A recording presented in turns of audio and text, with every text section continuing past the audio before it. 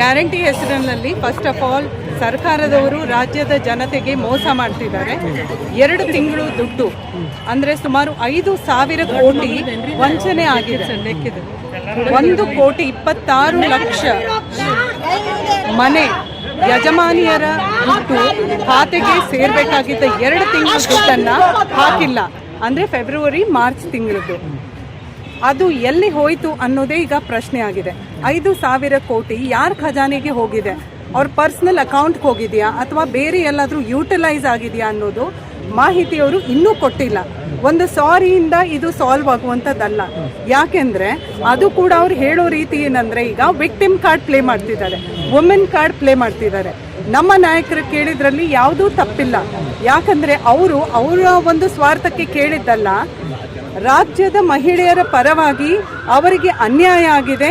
ಆ ಅನ್ಯಾಯವನ್ನು ಸರಿಪಡಿಸುವ ನಿಟ್ಟಿನಲ್ಲಿ ಅವರು ಆ ದುಡ್ಡು ಎಲ್ಲಿ ಹೋಯಿತು ಅಂತ ಕೇಳಿದ್ರೆ ಮತ್ತೆ ಕಲಾಪವನ್ನು ಮಿಸ್ಲೀಡ್ ಮಾಡುವಂಥ ಪ್ರಯತ್ನ ಲಕ್ಷ್ಮೀ ಹೆಬ್ಬಾಳ್ಕರ್ ಅವರು ಮಾಡಿದ್ದಾರೆ. ಇವತ್ತೇನಂತ ಆಗ್ರಹಿಸ್ತಾರೆ ಪ್ರತಿಭಟನೆ ಮೂಲಕ?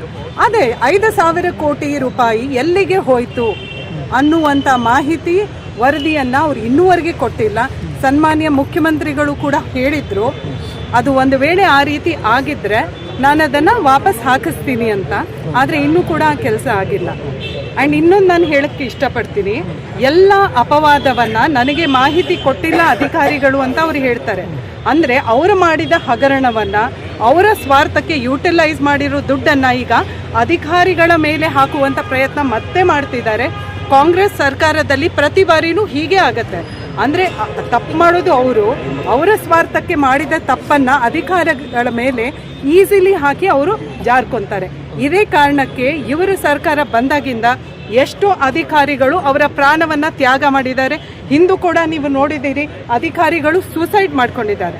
ಸೊ ಈ ಒಂದು ಕೆಲಸ ಆಗಬಾರ್ದು ಅಂದರೆ ನಾನು ಈ ಮೂಲಕ ಅಧಿಕಾರಿಗಳಿಗೆ ಮನವಿ ಮಾಡ್ತೀನಿ, ದಯವಿಟ್ಟು ನೀವು ರಾಜಕಾರಣಿಗಳ ಒತ್ತಡಕ್ಕೆ ಮಣಿಯದೆ ನಿಮ್ಮ ಕರ್ತವ್ಯ, ನಿಮ್ಮ ಸೇವೆ ಏನಿದೆ ರಾಜ್ಯದ ಜನತೆಗೆ ಸೀಮಿತವಾಗಿದೆ ಹೊರತು ರಾಜಕಾರಣಿಗಳ ಸೇವೆ ಮಾಡೋಕ್ಕೆ ಅಥವಾ ಅವರಿಗೆ ಮನೆ ಹಾಕೋಕ್ಕೆ ನೀವು ಇಲ್ಲಿ ದಯವಿಟ್ಟು ಕೂತಿಲ್ಲ. ಯಾವುದೇ ರಾಜಕಾರಣಿ, ಯಾವುದೇ ಸರ್ಕಾರ ಇದ್ದರೂ ಕೂಡ ನೀವು ನಿಮ್ಮ